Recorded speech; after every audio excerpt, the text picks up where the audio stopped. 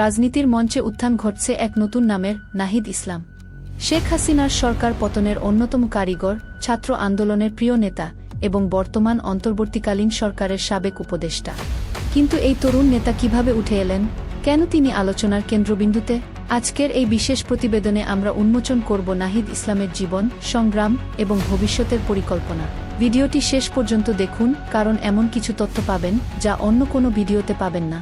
নাহিদ ইসলামের জন্ম 1998 সালে ঢাকায়। ছোটবেলা থেকেই তিনি বইয়ের প্রতি আসক্ত ছিলেন, বিশেষ করে ইতিহাস ও রাজনীতি। সরকারি বিজ্ঞান কলেজ থেকে উচ্চ মাধ্যমিক শেষ করে তিনি ঢাকা বিশ্ববিদ্যালয়ের সমাজবিজ্ঞান বিভাগে ভর্তি হন। বিশ্ববিদ্যালয়ে পড়ার সময়ই তার মধ্যে নেতৃত্বের গুণ ফুটে ওঠে। ছাত্র রাজনীতির চিরাচরিত ধারার বাইরে গিয়ে তিনি একটি শক্তিশালী ছাত্র আন্দোলনের নেতৃত্ব দেন। 2018 সালের কোটা সংস্কার আন্দোলনে গুরুত্বপূর্ণ ভূমিকা পালন করেন নাহিদ ইসলাম। এরপর 2024 সালের সরকার বিরোধী আন্দোলনে তিনি সরাসরি নেতৃত্ব দেন, যা শেখ হাসিনা সরকারের পতনের অন্যতম কারণ হয়ে দাঁড়ায়। নাহিদ তখন শুধু একজন ছাত্রনেতা ছিলেন না, তিনি হয়ে উঠেছিলেন পরিবর্তনের প্রতীক। 2024 সালের জুলাই মাসে তাকে অপহরণ করা হয়, যা পুরো দেশকে কাঁপিয়ে দেয়। কিন্তু কিভাবে তিনি ফিরে এলেন? কারা ছিল এই ঘটনার পেছনে?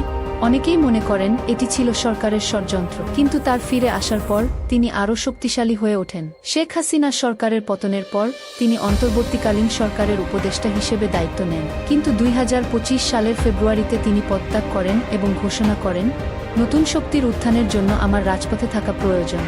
এখন প্রশ্ন হচ্ছে, নাহিদ ইসলামের নতুন পরিকল্পনা কি? তিনি কি ভবিষ্যতে প্রধানমন্ত্রী হবেন? 28 ফেব্রুয়ারি রাজধানীতে বিশাল সমাবেশের মাধ্যমে নাহিদ ইসলাম নতুন রাজনৈতিক দলের ঘোষণা দেবেন। এটি কি হবে বাংলাদেশের রাজনীতির নতুন মোড়?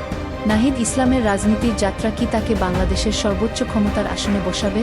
আপনাদের মতামত কি? কমেন্টে জানাতে ভুলবেন না। ভিডিওটি ভালো লাগলে লাইক করুন, শেয়ার করুন এবং চ্যানেলটি সাবস্ক্রাইব করুন। আগামী ভিডিওতে আবারও দেখা হবে নতুন তথ্য ও বিশ্লেষণ নিয়ে।